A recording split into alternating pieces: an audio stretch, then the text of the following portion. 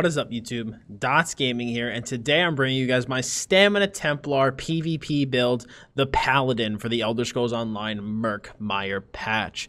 So I have recently gotten my Stamina Templar all finally geared out and outfitted for PvP, and he has been an absolute blast to play. I've messed around with a couple different gear combinations and a bunch of different skill combinations and found out what really worked well for me and what I've really liked, and I've been having really good success with it in both BGs and open world Cyrodiil and Imperial City. It's been a lot of fun. It's a really high damage build, very tanky, good healing, and this build is only going to get stronger with the racial changes and coming up with Wrathstone. So I will be making an update for this when Wrathstone comes out. And like I said, this build's only going to get better come next patch. So it's going to be one that is very good to set up your character with, especially, you know, looking toward the future as well. As always, like I say with all of my build guides, this is just what I like, what works for me, and what I found success with. If there's something you don't like about the build, feel free to change it, and if the build is not for you, then feel free to go run something else. This is just what I like, have found success with, and what I've been using. So, moving right into it, we have our first monster set, or our first gear set rather, and that is Bloodspawn. I tried Troll King here, and honestly, Bloodspawn has just felt infinitely better. The line of stamina recovery is always very welcomed. Having the ultimate generation is great, but getting that big boost to resistances is extremely helpful inside of PvP, and it allows me to run medium armor and still be very tanky. So Bloodspawn is it's just really one of my favorite monster sets in the game. I run it on a lot of my different characters. I've run it on my DK before. I currently run it on my Warden, and I'm also running it here on my Templar. It's just a really good set. Troll King, again, is not a bad option, but in my opinion, for this type of setup, Bloodspawn is much better. Our sustain 5-piece is Bone Pirate. I love Bone Pirate for the Stamina Templar. I think it's an extremely good set, especially when you pair it with Dubious Cameron Throne. Gives you a lot of stamina and a lot of stamina recovery, and really allows you to glyph for damage and defense, because this set pretty much has you covered. It gives 2 lines of stamina, a line of recovery, and when you have a drink buff active, your max stamina is increased by 1953 and stamina recovery is increased by 147. So it's a really good gear set, and I definitely recommend it for Stamplar. And then my main 5-piece damaging set is 5 pieces of Automaton.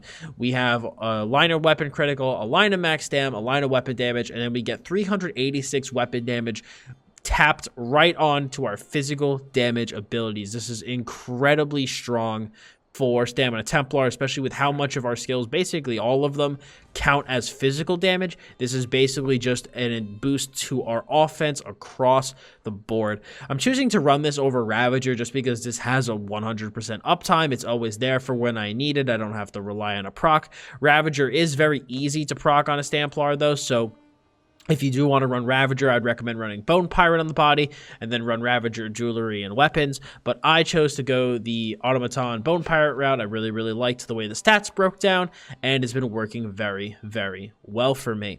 In terms of enchants and all that jazz, I am running 3 Prismatic enchants. I'm running 3 Stamina enchants and 1 health enchant. I actually just recently changed this. I had this as a stamina enchant, but in CP, my health was a little bit low. I wasn't liking how low my health was, so I actually recently just changed this to health from stam. If you want to put the extra little line of stam here, go ahead, but I found that this little tiny bit of extra health, which pushes me a little, well, you know, good bit above the 24k mark, has really helped me stay alive out in PvP. In terms of traits, I believe I am running 3 well-fitted and 4 impen. That's been the breakdown that's worked best for me. And then I'm in 6 pieces of medium, and I am in 1 piece of heavy. And you'll see why when I switch to my back bar, and you see my resistances there. My jewelry, we are running 1 robust and 2 protective. Protective is a nasty jewelry trait. It's so good. It adds so much resistance and tankiness to the build. Like, as you guys can see, I'm in medium armor, and my unbuffed resistances are about 18k and 17k respectively. very, very good, and protective is what allowed me to get those resistances. And then when we swap to our back bar, we're sitting at 22k and 22.7k and 21.8k. So then if we go ahead and use our major resolve and ward buff, while on the rune, we're sitting at 30.6k and almost 30k physical resistance.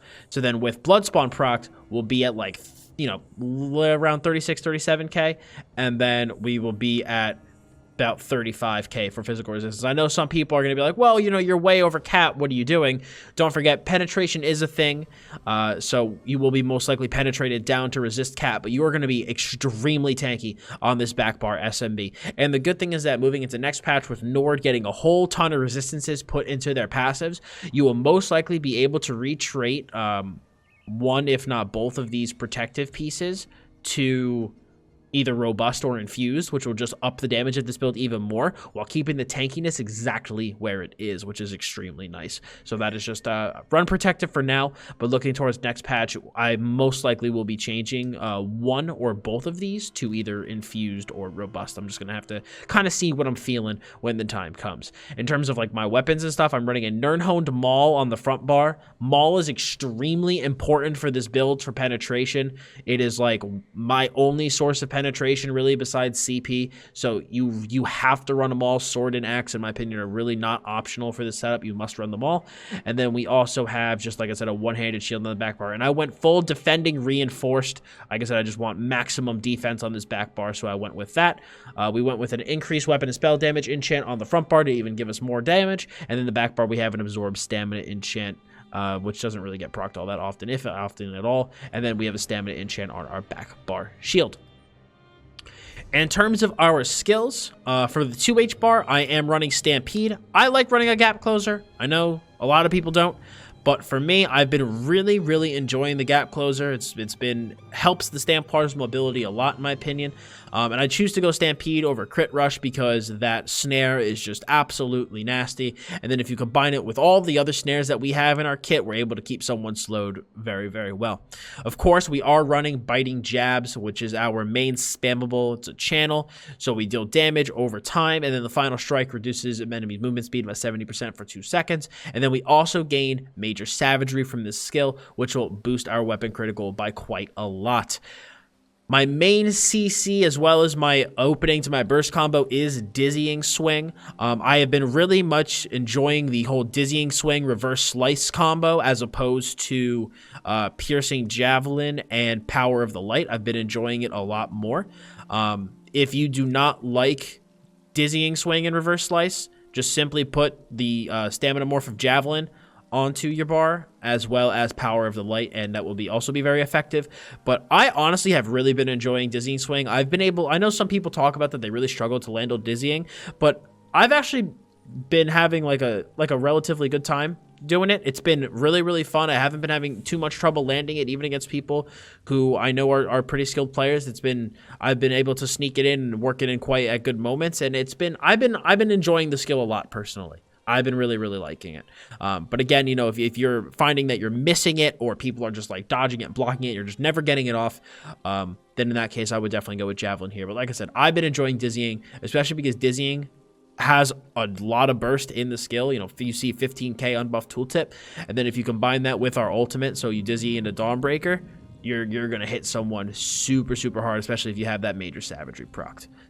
We also have Rally. It's our main heal on our front bar, as well as our Major Brutality. Can't say enough good stuff about the skill. It's the main reason I chose to go back to medium over heavy. I missed the burst heal from this. It is absolutely amazing. We also have Reverse Slice. It is our execute for the build, so it deals up to 300% more damage to enemies with less than 50% health, and other enemies nearby take 61% of the damage inflicted to the primary target. I was running Executioner for a while here, but I recently changed to Reverse Slice. I don't know. I feel like Reverse Slice kind of combos well with Biting Jabs and Dawnbreaker a little bit more than Executioner did. I didn't know if, you know, necessarily Executioner gave me enough of a boost to warrant giving up the 61% splash damage. And I did look it up. This is not affected by evasion. This technically does not count as an AoE skill as far as I know, so you don't have to worry about evasion like neutering this skill. it's like the other damage just like occurs. It's not considered an area of effect, so do keep that in mind. If you know, I did have some people that were asking me about that, but I've been enjoying Reverse Slice a lot. Like I said, I feel like it combos well with jabs and with D-Boss. So I've been running that. If you don't like this, you can run Executioner. Pretty personal choice here. And then in terms of ultimate, I am running Dawnbreaker. Just amazing ult, deals a ton of damage, puts a really, really strong dot, stuns, absolutely claps werewolves and vampires. It's just an amazing ultimate for our front bar. I was running the two-handed ultimate for a little bit, but I ultimately decided to go back to D-Boss because it's just so good. Also get a nice passive weapon damage bonus on our front bar, which is an incredibly good skill. Back bar, we are running Repentance. So Repentance is going to give us the minor fortitude, endurance, and intellect on the back bar, but mostly we have it for the actual active to heal us and restore stamina when this corpse is in the area. It's an incredibly good skill for sustain. We also have extended ritual for our purge. We have a pretty respectable magicka pool, and this is the only magicka skill in our kit, so we are able to use this quite a lot. So not only are we able to purge 5 harmful effects off of ourselves, healing us, giving us a nice little hot, but we also give allies the Purify synergy, which allows them to cleanse themselves and heal themselves as well. So we get to bring that little bit of group utility. I am, of course, running Shuffle. This is a medium armor build, so naturally we have Shuffle in here for the major evasion to decrease damage from AoEs by 25% and reduce, give us immovability or immunity and to snares and immobilizations by 0.5 seconds per piece of medium worn, and we are wearing 6 pieces, so we get a fair bit of immunity. Not as much as maybe I'd like to see Shuffle buffed a little bit more than it currently is, but for the time being, we're working with what we got here. We are also running the new Restoring Focus. My god, the skill is amazing. We get Major Resolve and Ward, and this is doubled. This is increased by 50% when we are standing on our rune, and we also recover 240 stamina every second, and the skill only costs 773 stamina. It's incredibly good. Could not recommend it enough. It's just, like I said, you want to run this on your builds, obviously, but it's just an incredibly strong skill. We also have Vigor. Vigor is just another heal to add to the build, so between Vigor, Extended Ritual, Repentance when corpses are around, and Rally, we have a fair bit of healing in our build.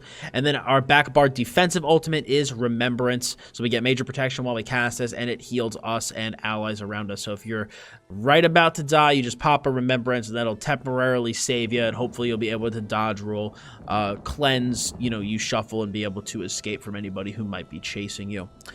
In terms of our other things, we are running the Dubious Camera and Throne buff food, and we are using the Warrior Mundus. We are not a werewolf or a vampire. I am also choosing to play a Nord. I like the Nord's passives for Templar. I actually really like the Nord's passives for Templar. The stamina and the health recovery kind of goes to waste here because we're not running Troll King, but the stamina boost is nice. We have a nice max health boost, and the immunity to chilled status effect is really good, especially in the current state of the game.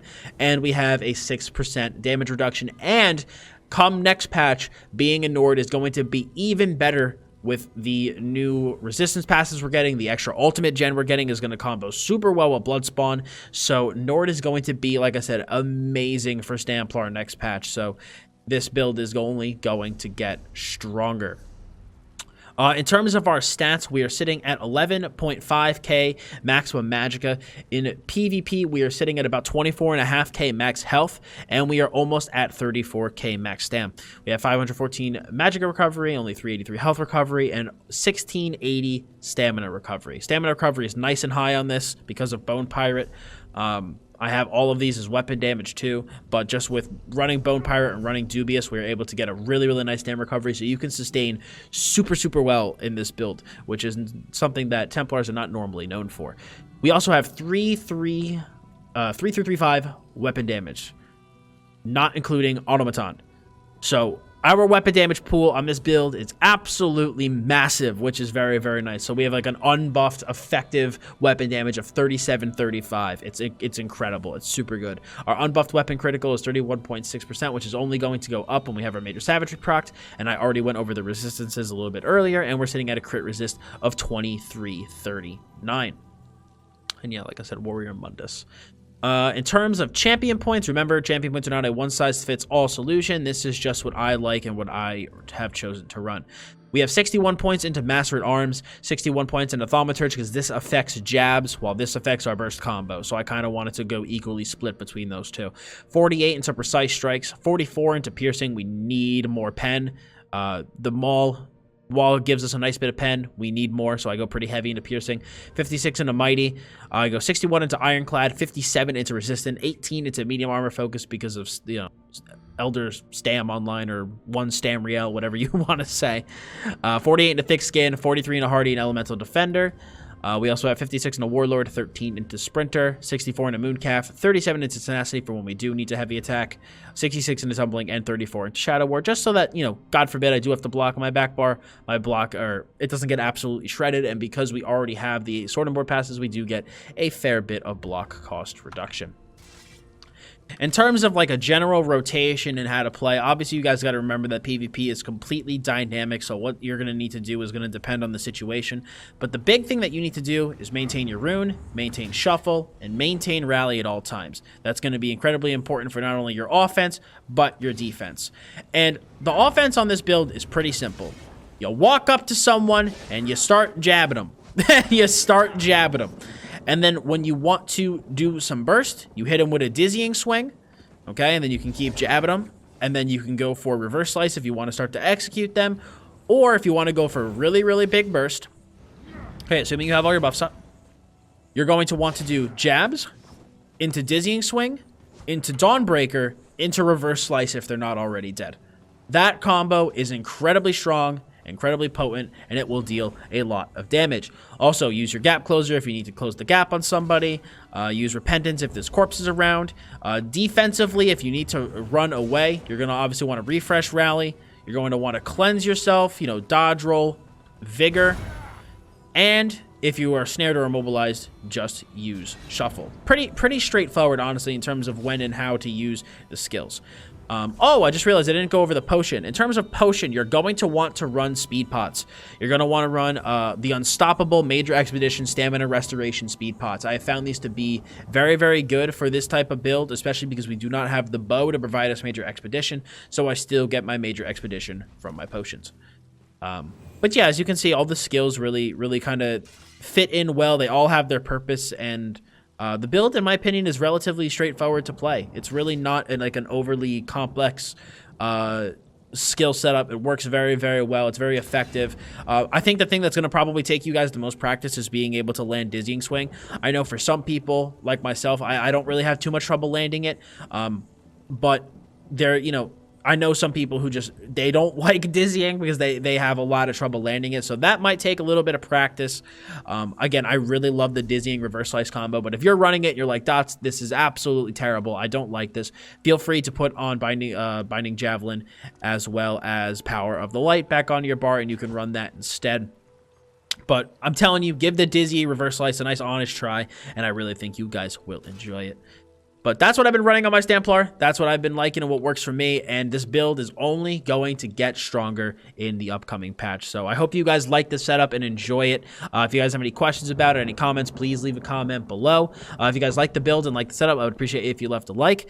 And for more great Elder Scrolls Online content, as well as just great gaming content in general, I'd appreciate if you hit that sub button, as well as hit the bell to make sure you keep notifications on. Also, if you guys want some really cool perks for watching videos here on YouTube and getting early access to my content, feel free to hit the join button below the video to become a member of my channel here on YouTube. Very similar to a Twitch sub, but for YouTube. So thank you guys all so much for stopping by today. Very much appreciate it. As always, I'm Dots Gaming, and I'll see you in the next one.